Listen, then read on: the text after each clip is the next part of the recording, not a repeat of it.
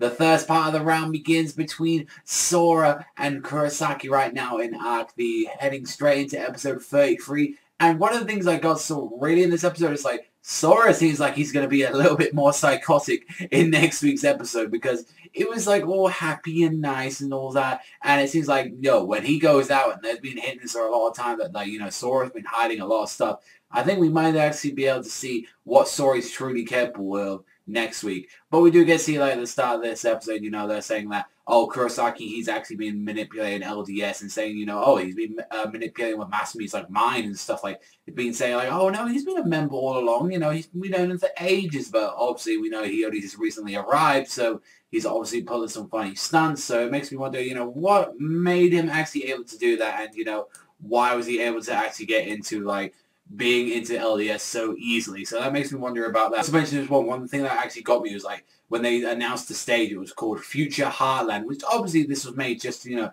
piss off Kurosaki, because we all know that they're pretty much from like this future version. And it made me wonder when it was like Future Heartland, and I was thinking, wait a minute, like from the Zial generation or something like that. It's like, that would have been awesome if they actually had a reference like that. I honestly doubt it. It's very hard to tell, especially with, Arc V and Zial, like they're both very futuristic, even to 5Ds at some point, that all of these are very futuristic and all look pretty much around about the same, so it's very hard to tell whether or not they're actually the same sort of timeline.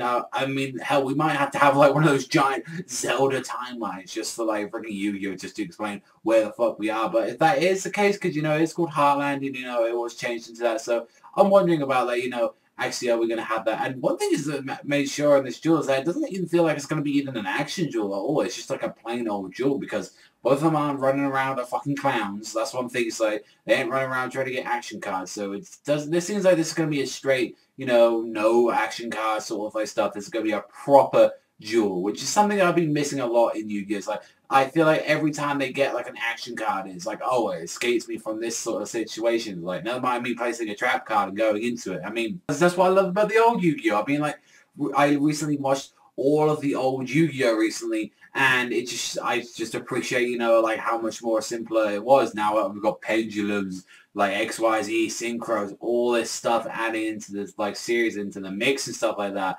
And I guess even with this episode as well, it made it a little bit more simplistic, saying, he managed to summon out his giant ass freaking crow after like, literally 3 turns. And this thing is just really good. Like, it has 100 attack, but is able to like absorb the attack powers of everything that's been special summoned. So he uses Destroy Bear in one of his sheeps and was able to get it up to a pretty high level. And it's like, yeah, I feel like to make sure it's not superbly overpowered, they have made sure that it isn't actually able to keep those attack points. So yeah, that's kind of cool thing to see that from his like crow, I say, and it does real actual damage as well. So Sora's got his actual cut out for him. So overall, this was an okay episode, a bit build up. I'm actually more looking forward to next week's episode. Next week's episode looks a hell of it, and we get to see a lot more of Sora's cards as well. There's just like, we got the straight up what we've always seen. He's seen his Fluffle Bear and his like sheep and stuff like that, and that's pretty much all we really saw from him, and his Destroy Bay, his sort of main monster. But apart from that, this was a pretty good episode. Yeah, I enjoyed this. I'm going to give this one a 6 out of 10 this week. But let me know in the comment section down below what you thought of Arc V. But that's all for me. So thank you very much for watching as always. And remember, I'll see you guys next